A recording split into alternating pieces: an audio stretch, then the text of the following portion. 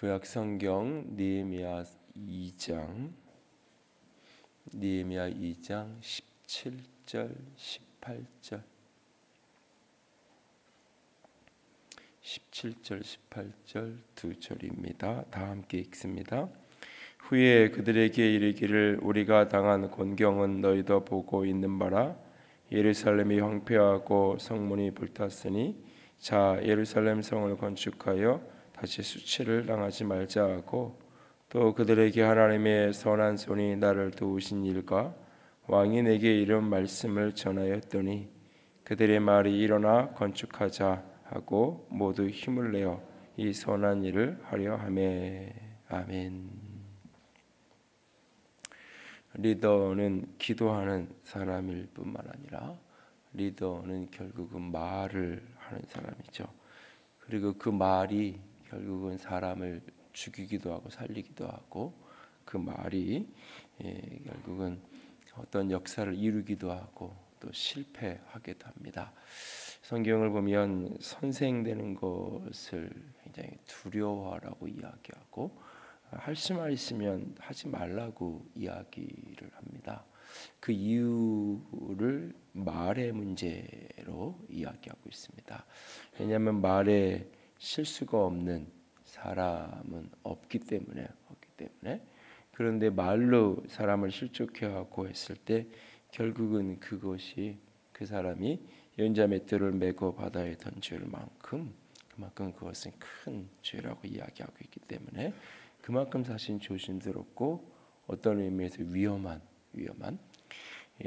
아이들이 어릴 때 이 칼을 갖고 놀면 우리가 위험하다고 해서 이렇게 못 갖고 놀게 하고 만지지 못하게 하잖아요. 그리고 이제 뭐 이렇게 칼을 안쪽으로 칼집에 꽂아 놓고 쓰게끔 하고, 이 성경을 보면 그 예수님을 묘사하는데 요한계시록에 그 입을 묘사하면서 그 입에서 날선 거미, 좌우에 날선 거미 나온다라고 말하죠. 또 히브리서는 하나님의 말씀을 가리켜서 좌우에 날선 거미다라는 표현을 써요. 그러니까 이 말이 우리말에도 비수처럼 꽂힌다 이런 표현을 쓰는데, 이 말을 칼에 비유를 하고 있죠. 그래서 이 칼이 잘 사용되면 요리하는 데도 쓰고 아픈 상처도 도려내고 굉장히 유용한 도구인데, 그 칼이 삐끗하면 사람을 죽이고 해야 하는 굉장히 무서운 무기가 될 수 있잖아요. 그런 것처럼 말이라는 것은 그만큼 위험하면서도 중요한 게 말입니다. 그래서 말의 덕을 세울 줄 모르는 사람, 그 사람은 결코 리더가 될 수가 없어요. 아무리 수고하고 노력하고 많은 애를 써놓고도 결국 이 말 한마디가 자기를 무너뜨리기도 하고 공동체 전체를 무너뜨리기도 하는, 여태까지 수고했던 모든 것들이 말 몇 마디가 결국은 다 그것을 허물어내는 경우도 참 많죠. 그럼에도 불구하고 사실 우리는 이 말의 중요성, 말의 위험성을 별로 그렇게 중요하게 여기지 않아요. 말에 실수가 많은 사람의 특징은 뭐냐면 말을 무서워하지 않아요. 그리고 자기 말에 누군가 상처받고 힘들어야 돼, 그걸 그렇게 심각하게 여기지 않아요. 그러니까 겉으로는 심각하게 여기고 중요하게 여기는 것 같지만 가슴 깊이 내가 말로 저 사람을 칼로 찔렀고 지금 너무나게 진짜 칼로 찔른 것처럼 내 말로 누군가를 상처를 힘들게 했다는 것을 상처받았나 보지, 뭐 아니면 뭐 그런 말 할 수 있는 거 이렇게 여기지, 진짜 내가 칼 들고 가서 누굴 이렇게 찔른 것만큼 이게 심각한 일이고 찔린 사람은 그만큼 이게 힘들고 아프다라는 것을 절절하게 느끼지를 못해요. 그래서 말의 이 모습이 안 고쳐지는 거예요, 사실은. 우리가 이 말이라는 것은 그만큼 중요한 거고, 성경은 여러 곳에서 죽고 사는 것이 심지어는 말에 있다라고까지 이야기를 합니다. 그래서 이 외롭고 힘들고 사실은 뭐 환경이 어려워서 사람들이 좌절하고 절망하고 때로는 극단적 선택도 하지만, 극단적 선택을 하게 되는 가장 중요한 동기 중에 하나는 말이거든요. 누군가가 했던 말. 요즘에는 이제 말을 입으로 안 하고 글로 표현하는 댓글이나 이런 것들이 결국 이 사람을 죽이기도 하고 살리기도 한다는 사실을 잊으면 안 됩니다. 오늘 느헤미야가 하나님의 사람으로서 하나님이 주신 사명을 이루어가는 성경 속에 특별히 어떤 제사장이나 목회자나 이런 어떤 교회 안에서의 리더십이보다는 세상에서 자기에게 주어진 일을 이끌어가는 이 세상적인 세속적인 리더십의 가장 대표적인 모델이라고 말할 수 있었던 느헤미야라는 인물, 그는 하나님 앞에 기도하는 사람이었어요. 또한 동시에 그는 말을 할 줄 아는 사람이에요. 그냥 이렇게 이렇게 아이가 3살 4살 돼서 말을 한다, 그게 아니라 내가 말을 해야 될 때와 침묵해야 될 때 말을 한다면 무슨 말을 해야 될지, 내가 나를 긍정으로 돕는 사람과 나에게 부정적인 사람들, 어떤 사람에게 어떤 말을 해야 될지 말을 할 줄 아는 사람이에요. 그 왕이 얼굴에 수심 가득한 그를 바라보면서 물을 때 왜 그렇게 됐냐고 물을 때 무엇을 말해야 될지를 아는 거예요. 그 무엇을 말해야 될지. 그리고 왕이 긍정적으로 돕게 원했을 때 어떤 걸 구해야 되는지를 정확하게 아는. 그리고 결국은 그가 이제 왕의 술 맡은 관원장에서 이제 이 예루살렘 지역의 총독으로 파견이 돼서 이제 오게 된 거죠. 사실은 이게 객관적으로 보면 이게 어떻게 보면 좌천이에요. 지위로 보면 이 청와대에서 이렇게 대통령이 가장 가까이 있으면서 비서관으로 있는 게, 지위는 비서관밖에 안 돼도 사실은 훨씬 더 권력도 있고 힘도 있고 그럴 수 있는 거죠. 그런데 그게 아니라 그냥 자기 나라의 어떤 지방 관리당하고 저 시민이 저 멀리, 사실은 이게 이제 하나님 이 왕에게 자기가 자청을 하는 거죠. 그 권위도 주시고 할 수 있는 행정적인 권력, 그리고 필요한 재정, 모든 것을 이제 구하고 왕이 그걸 다 허락해서 이제 예루살렘의 총독으로 임명해서 가죠. 그랬으면 온 이유가 뭐냐면 무너진 성벽을 다시 세우기 위해서 오는 거예요. 이 일을 위해서 왕이 오는 동안에 모든 이렇게 지나올 수 있는 신분증과 특별 신분증과 여러 가지 재정적인 후원들, 이걸 왕이 다 해줬어요. 오자마자 사람들을 모아놓고 내가 이렇게 총독으로 온 이유가 뭐냐면 이렇게 됐다라고 말할 수 있을 거예요. 그러나 느헤미야는 말하지 않아요. 아무 말하지 않아요. 그리고 앞에 2장 앞부분에 보면 그가 말을 아무에게도 말하지 않고 그가 있는 상황을 둘러보는 거예요. 내가 멀리서 내 가족을 통해서 전해지는 소리를, 내가 누군가가 전해주는 형편과 상황을 들었어요. 근데 내가 직접 가서 보고 직접 가서 확인하는 건 다른 거예요. 그래서 밤늦은 시간 최소한의 수행원들만 데리고 가서 그 성이 무너져 있는 모습들 하나하나 현장 확인을 하고 점검을 하죠. 내가 왜 여기까지 총독으로 왔는지, 사람들이 보면 총독이 바뀌었나 보다, 그냥 한 사람이 시장이 바뀌었나 보다, 사람들은 그렇게 아는 거예요. 근데 본인은 분명히 이유가 있는 거죠. 근데 쉽게 말하지 않아요. 함부로 말하지 않고 전후좌우 상황을 정확하게 살펴요. 그리고 이 백성들에게 도대체 무슨 말을 어떻게 해야 되는지, 자기 혼자 총독이니까 당신 이거 해라고 하면 백성들이 말을 들을 수밖에 없겠죠, 어느 정도는.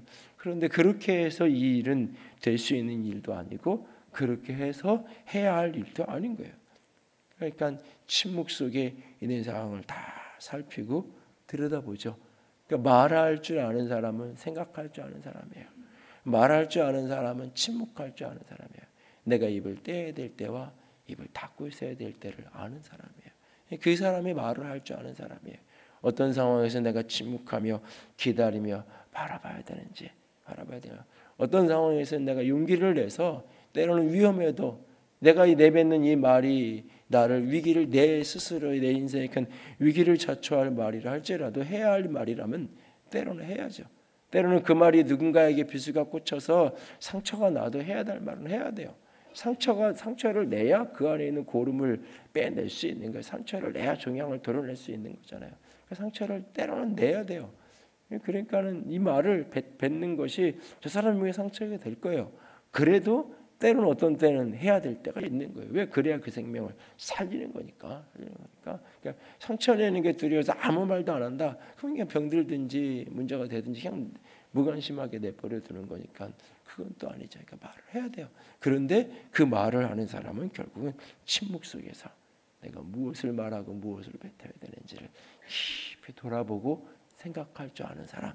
이게 결국은 내면에 쌓인 게 터져 나오는 거거든요. 예수님은 말과 마음을 동일시해요. 말과 말까? 그래서 우리는 마음이 없는 말이라고 말하는데 마음이 없는 말은 없어요. 성경적인 의미로 보면. 마음이 없는 말은. 그리고 그 말을 가지고 심판하신다. 중심을 보신다고 하신 하나님이 또한 내 말을 심판하신다고 말하고 있거든요. 이 두 같이 이렇게 맞물려 있는 거예요. 그렇기 때문에 말하기 전에 먼저 우리가 내면을 깊이, 그러니까 말을 바꾸려면 결국 내면을 바꿔야 돼요. 내면.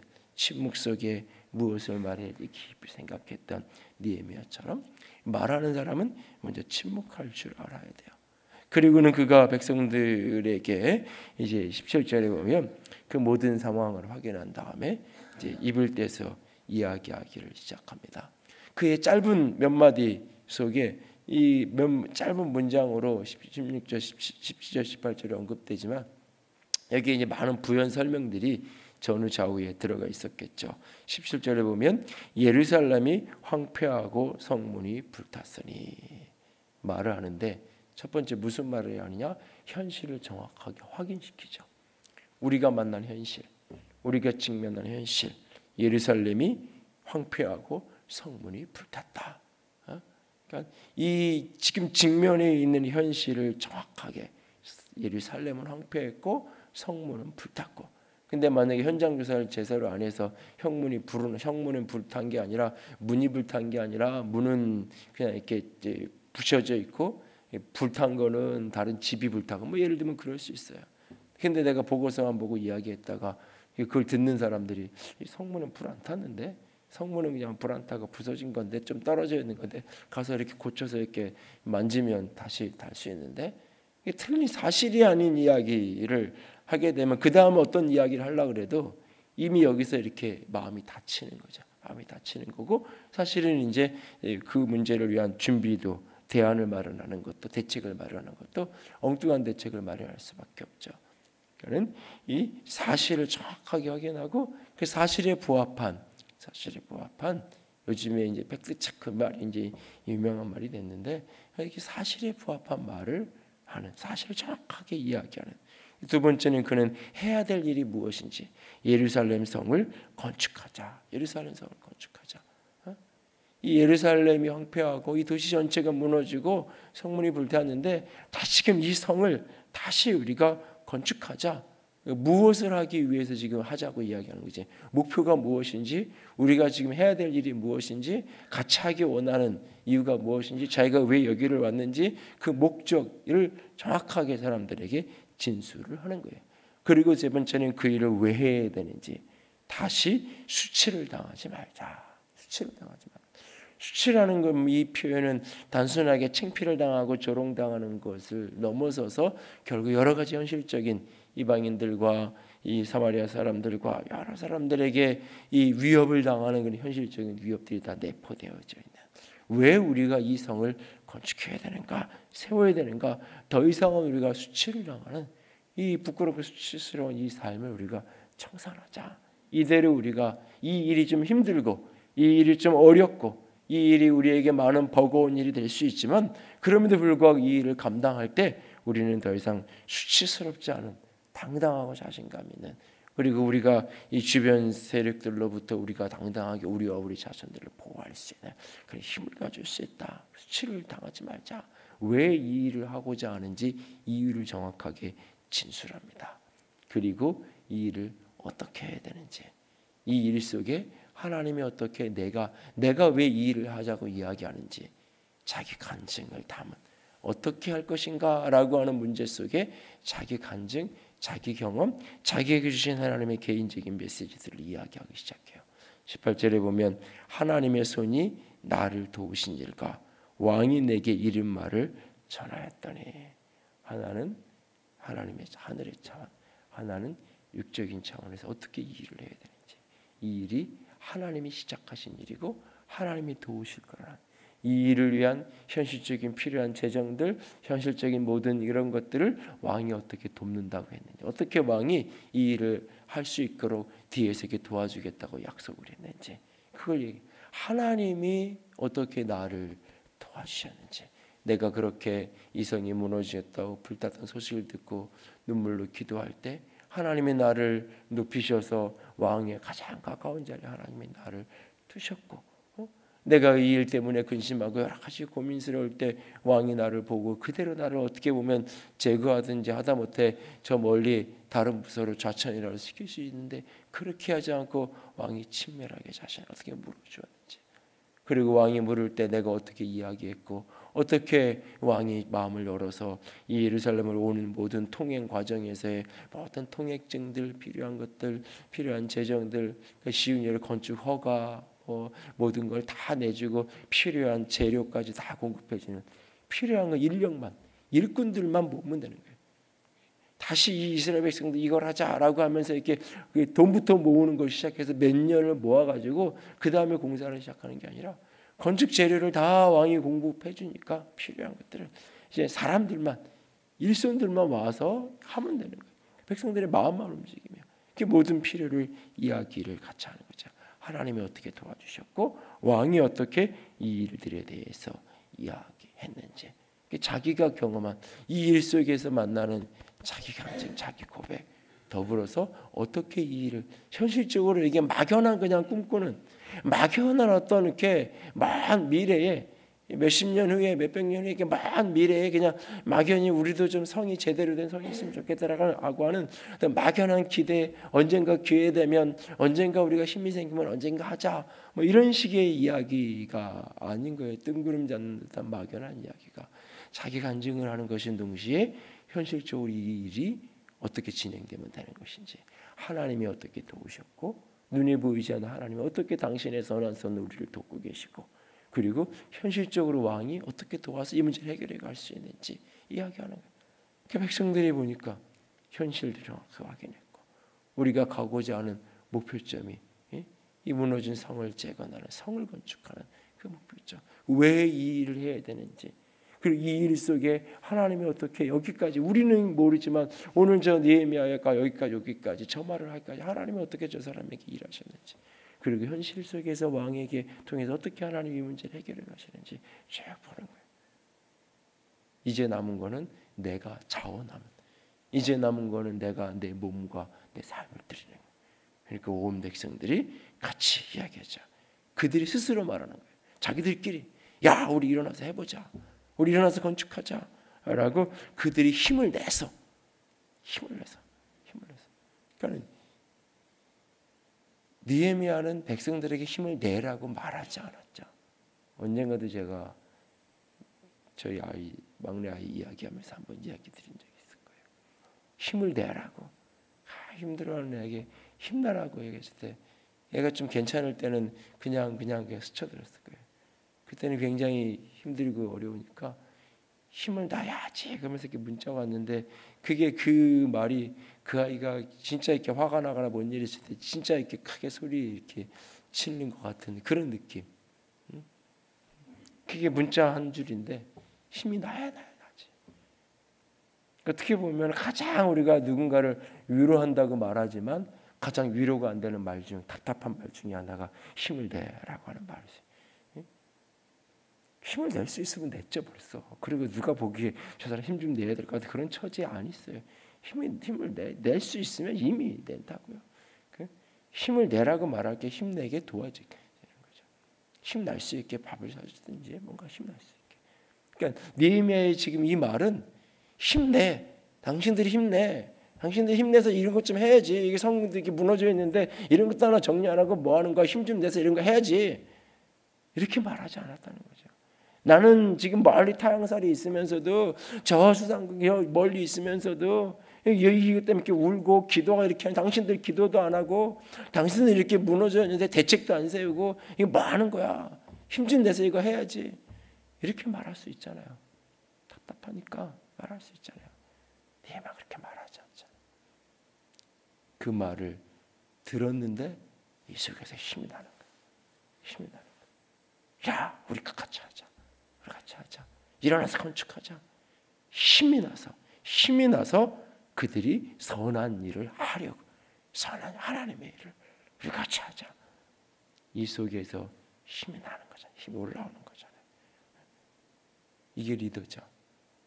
결국은 힘을 내, 이것도 아니고 자기 혼자 다 내가 이렇게 다 가져왔으니까 너희들이 그냥 이렇게 보기만 해. 그래서 자기 혼자 다 이것도 아니고 결국 그들 속에 힘이 나게 하는, 리더가 말을 한다고 할 때 힘이 나게 하는. 오늘 우리에게 이 말의 권세가 주어질 수 있기를 원합니다. 이 말의 능력이 우리 속에 부어질 수 있기를 원합니다. 하나님 앞에 오늘 말은 비수예요. 말은 칼이에요. 말은 칼이에요. 말하지 않는 게 대책도 아니에요. 말은 결국 사람을 살릴 수도 있고 죽일 수도 있어요. 내 말이 사람에게 힘을 내게 할 수도 있고 사람에게 힘을 뺄 수도 있어요. 상처에서 죽일 수도 있고 살릴 수도 있어요. 우리는 그 능력을 가진 사람이에요. 우리는 그 큰 무기를 가진 그런 사람이에요. 그걸 분명히 인정하고 나는 어떤 말을 해야 될까? 내가 가진 이 칼을 나는 어떻게 휘두르며 인생을 살아야 할까? 하나님 앞에 침묵 속에 묻고 하나님 앞에 이 말의 능력, 말의 권세, 사람의 힘이 나게 하는, 생명을 살리는 말을 할 수 있도록 하나님 내게 말의 능력을 주세요. 그것이 기도의 제목이 되기를 원하고, 시편의 시인의 고백처럼 내 입술에 파수꾼을 세워달라고 했던 것처럼 내 입에 파수꾼을 좀 세워서 이걸 좀 이렇게 다스려 달라고 시인이 노래하며 기도했던 것처럼 오늘 그렇게 기도하면서 이 말이 생명을 살리는 도구로 쓰여지기 원합니다. 사실에 부합한 말, 어디로 가야 되는지 목적이 분명한, 목표가 있는 말, 왜 그 일을 해야 되는지 이유가 선명한 말, 그 속에서 내 안에 일하신 하나님에 대한 간증과 고백이 있는 말, 그리고 어떻게 그 일을 이루어야 되는지 구체성을 가진 말. 오늘 느헤미야의 말의 모습들을, 짧은 문장 속에 담겨진 이 말의 모습을 보면서, 그리고 그 말을 들은 그들에게 힘이 일어나는, 힘이 올라왔던 이 모습을 마음속에 그리면서 여러분이 이런 말을 할 줄 아는 주의 사람, 그렇게 말의 권세가 있고 능력 있는 우리가 될 수 있기를 주님의 이름으로 부탁을 드립니다. 함께 찬양합시다. 나의 평생에 오직 주님만 사랑하리. 주님 품 안의 아이와 같이 나의 평생에 많은 고통 찾아와도 주님과 함께 이길 수 있으리. 주의 손 나를 붙드사 감당할 힘 주시네. 하나님, 말의 권세를 주셔서 감당하게 하여 주시옵소서. 하나님, 리더는 혼자 일을 하는 사람 아닙니다. 함께 일해야 됩니다. 내 가족을 함께, 내 소그룹을 함께, 내 교회를 함께 이끌어갈 수 있는 그런 말의 권세를, 말의 능력을 내게 부어 주시옵소서. 소망하면서 함께 찬양합니다. 나의 평생에 오직 주님만 사랑하리. 주님 품 안에 아이와 같이 나의 일생에 많은 고통 찾아와도 주님과 함께 이길 수 있으리. 주의 손 나를 붙드사 감당할 힘 주시네. 주의 말씀 바른 길로 나를 인도하시네. 하나님 나를 인도하소서. 십자가의 길로만 가게 하소서. 하나님 나를 인도하소서. 주의 얼굴을 내게 보이소서. 하나님 나를 인도하소서. 십자가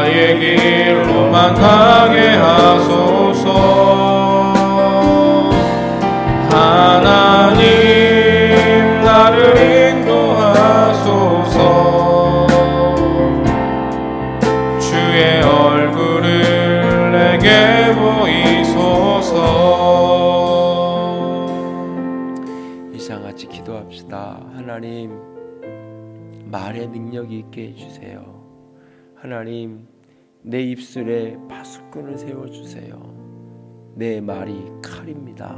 하나님, 사람을 살리는 칼이 되게 해주세요. 사람을 죽이고 아프게 하고 고통스럽게 하는 그런 말이 되지 않도록 하나님, 내 입술에 파수꾼을 세워주세요.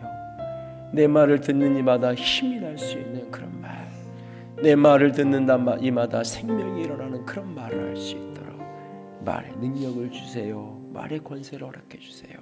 함께 기도합니다. 사랑해